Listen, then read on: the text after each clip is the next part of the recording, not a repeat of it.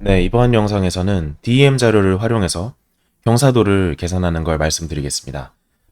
이번 경사도 계산에 이어서 다음이랑 다다음 영상도 DEM 자료를 활용한 경사 방향이랑 음영 기복도 구하는 걸 같이 보여드릴 텐데 전부 다 동일한 DEM 자료를 쓰는 거라서 제가 묶어서 한 번에 편성을 해두었습니다. 그럼 먼저 경사도 계산 같은 경우는 말 그대로 DEM이 이제 고도값을 나타내는 자료다 보니까 어, 어디가 높고 낮은지 알 수가 있고 그거를 통해서 경사가 얼마나 가파른지 완만한지를 구할 수가 있어요. 그래서 DEM 자료를 가지고 경사도 구하는 걸 요 슬로프 기능이라고 하고 여기는 이제 이렇게 팝업이 뜨는데 여기에서 두 개만 크게 설정을 해주면 됩니다. 첫 번째로 표고 레이어가 경사 산출에 쓰일 DM 레이어를 넣어주면 되고요. 그 다음에 Z 비율인데 이 Z 비율은 DEM이 이제 어떻게 보면 3D 형식의 자료라고 할 수가 있잖아요. 왜냐면 얘의 XY 위치는 그러니까 한 픽셀의 위치는 저희가 지리적으로 알고 있고 그 해상도나 이런 것들을 통해서 어디에 위치해 있는지 정확하게 알고 있습니다. 근데 얘가 가지고 있는 속성은 고도를 나타내는 거예요. 그래서 하나의 DEM 레이어, 그리고 DEM 레이어 내에서도 하나의 픽셀은 그 가로, 세로, 높이라는 세 개의 정보를 모두 다 가지고 있는 거라고 할 수가 있습니다. 근데 높이 값은, 단위가 다양할 수 있어요. 이게 XY도 단위가 다양할 수 있는데, Z값도 높이가 단위가 다양할 수 있습니다. XY 좌표라고 하면은 저희가 처음에 배웠던 GIS 기초에 대해서 배울 때 지리좌표계와 투영좌표계에서 배웠었죠. 그래서 지리좌표계일 경우에는 XY 그게 도 단위로 되어 있는 거고 투영좌표계면 길이 단위로 되어 있는 거고요. 그리고 투영좌표계라도 얘가 미터 단위일 수도 있고 마일, 피트, 인치, 뭐 킬로미터 다양하게 있을 수 있습니다.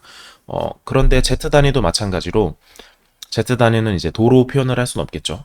하지만 길이라고 했을 때 얘도 미터가 될 수 있고 뭐 피트가 될 수 있고 아니면 뭐 인치가 될 수 있고 다양한 단위가 있어요. 그래서 만약에 XY에 대한 단위와 Z의 단위가 다르면 Z 비율을 통해서 이거를 조정을 해주게 됩니다. 그래서 이거는 서로 단위가 다를 때 건드리면 되는 거고 만약에 미터 단위로 된 투영 좌표계를 쓴다면 그냥 1로 두고 진행을 해주시면 돼요. 이게 요 디지털 터라인 모델 레스터 레이어라고 되어 있는 이 부분이 이제 QGIS 공식 그 가이드북에서 써져 있는 내용인데 이제 Z라는 게 요 vertical exaggeration 그러니까 수직 강조라고 해석을 할 수 있을 것 같아요. 그래서 수직 강조는 여기 보면은 Z 유닛이 X와 Y 유닛과 다를 때 예를 들면 피트나 미터처럼 이럴 때 Z 값을 준다고 설명이 되어 있습니다. 그리고 제가 이제 요거는 ArcGIS에서 관련 내용이긴 하지만 어떤 분이 블로그에 정리를 해뒀던 내용이 있어요. 그래서 여기에서는 이제 XY가 지리좌표계일 때, 도 단위로 되어 있을 때 Z 팩터를 미터로 되어 있는 높이를 쓴다면 몇을 넣어야 될지, 피트로 되어 있는 높이를 쓴다면 몇을 넣어야 될지 정리가 되어 있는 표입니다. 그리고 이게 레터튜드에 따라서 이게 다른 이유가 결국 우리가 3D인 지구를 평면으로 만들 때 투영을 할 때 왜곡이 발생하기 때문에 이 레터튜드에 따라서 왜곡 정도가 달라져요. 그래서 여기에 따라서도 이 그러니까 도로 돼 있는 게 길이로 바뀔 때 서로 다른 왜곡이 적용되기 때문에 이런 것들을 다 고려해서 어떤 분이 계산을 해놓은 게 있어서 제가 표로 가져와 봤습니다. 근데 그냥 가장 깔끔한 방법은 DEM 레이어 자체를 투영 좌표계로 단위가 미터인 투영 좌표계로 사용하는 게 가장 깔끔하다고 할 수가 있을 것 같고요. DEM을 통해서 경사도를 계산하면 오른쪽과 같은 결과물을 얻을 수가 있습니다. 여기서 이제 값이 높을수록 그러니까 경사가 가파를수록 흰색으로 표현된다고 보시면 될 것 같은데요. 여기 보면은 이제 산들도 보이고 그냥 평지처럼 되어 있는 것도 있고 강처럼 되어 있는 애들도 있어요. 그래서 여기 평지로 되어 있는 쪽을 보면은 다 경사가 낮게 되어 있습니다. 왜냐면 어차피 다 평지니까 그 내부에서 조금씩의 고도 변화, 지형 변화는 있을 수 있더라도 거의 다 경사가 완만하게 되어 있는 걸 알 수 있죠. 하지만 산으로 가면은 이제 경사가 생기고 뭐 산이 높다고 해서 꼭 경사가 가파르고 산이 낮다고 해서 경사가 뭐 완만하고 이런 거는 아니지만 그래도 좀 산맥이 있는 요 가장 고점 근처로 가면 경사가 조금 더 가파라지는 결과는 보이는 것 같아요. 네. 그래서 경사값은 간단하게 계산을 할 수가 있고 저희가 한 가지 유의해야 될 건 요 Z 비율만 잘 적용을 해주시면 될 것 같습니다. 그럼 바로 QGIS에서 실습을 해보도록 하겠습니다.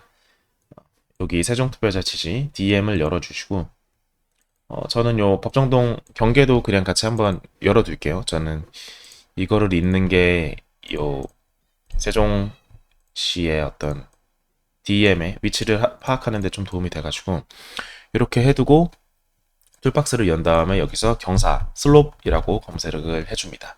그럼 경사로 들어가셔서 표고 레이어를 얘는 어차피 DEM 레스터 자료가 들어가기 때문에 레스터밖에 선택할 수가 없어요. 그래서 지금 레스터 하나, 벡터 하나가 열렸지만 선택할 수 있는 애는 이 레스터 하나로 되어 있죠. 그래서 얘를 누르고 이 머지도 5186 같은 경우는 뒤에 써져 있지만 이 좌표계가 5186번입니다. 그래서 정보를 보면은 이제 픽셀 크기도 90m 단위 해상도로 되어 있고 단위가 미터로 되어 있죠. 그래서 Z 비율도 딱히 건들 필요가 없어요. 그냥 1로 두고 실행을 해주시면 됩니다. 그러면 이렇게 경사값을 계산을 할 수가 있고요. 요거를 한번 위성지도랑 겹쳐서 봐볼게요. 겹쳐서 하고 얘를 좀 렌더링을 할 수 있을 것 같습니다. 이런 식으로 하고